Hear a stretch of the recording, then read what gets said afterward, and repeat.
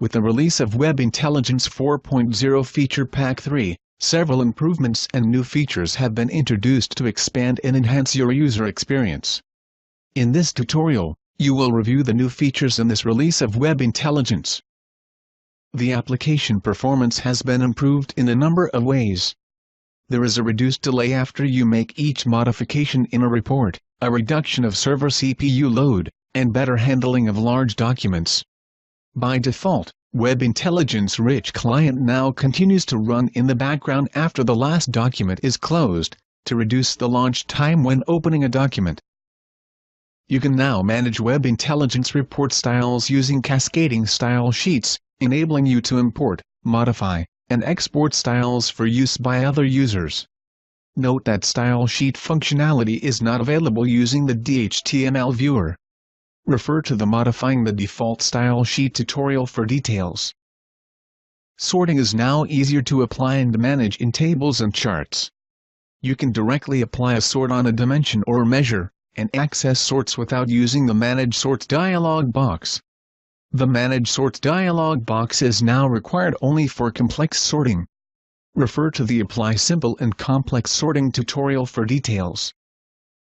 There are a number of improvements focused on working with SAP BW and hierarchies. You can now merge on attributes to synchronize on key attributes when using BEX data sources, to ensure proper data synchronization without ambiguous names or language differences on names. The Format Table dialog box now enables you to hide a table row or column for which the measure value is equal to 0 or the sum of measure values is equal to 0. These options correspond to zero suppression features in the BEX Query Designer. Support for hierarchies has been enhanced in a number of ways. The Member Selector in the Query panel now enables you to select members based on levels or to prompt for member selection. Refer to the Perform Level or Prompt-Based Member Selection on Hierarchical Data tutorial for details. You can now define input controls on hierarchical objects, enabling enhanced interaction with hierarchical data. Refer to the Define Input Controls on Hierarchical Objects tutorial for details. You can now create charts with hierarchical dimensions, and drill up, drill down, expand, collapse, and show or hide parents on charts based on UNX or BEX data sources. Refer to the Create Charts with Hierarchical Dimensions tutorial for details. Scaling factors can now be exposed as key figure attributes in BEX queries. Refer to the Work with Scaled Values in BEX Queries tutorial for details. Several improvements have been made in charting. You can now edit the font type, format, size, and color, as well as the zone background, directly by selecting the chart area and using the functions on the Format tab. Chart color management has been improved, with color synchronization across sections. You can directly select the color to apply to a legend item. Color is also maintained during turn-into operations between charts with equivalent data assignment. Refer to the Format Charts tutorial for details.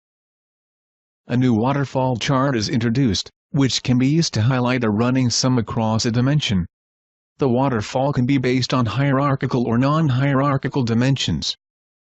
The HTML viewer now features a query panel, allowing you to create documents and add or edit queries. Note that the HTML query panel currently supports UNV or UNX Universe data sources only. The process of changing the data source between an OLAP SAP BW universe and a BEX query has been improved, to enable free mapping between the source universe and target BEX objects. Note that filters from the source can only map to filters in the target. At the end of the Change Data Source workflow, you must edit the query in the query panel rather than refreshing the document. You have successfully reviewed the new features in Web Intelligence 4.0 Feature Pack 3. This is the end of the tutorial.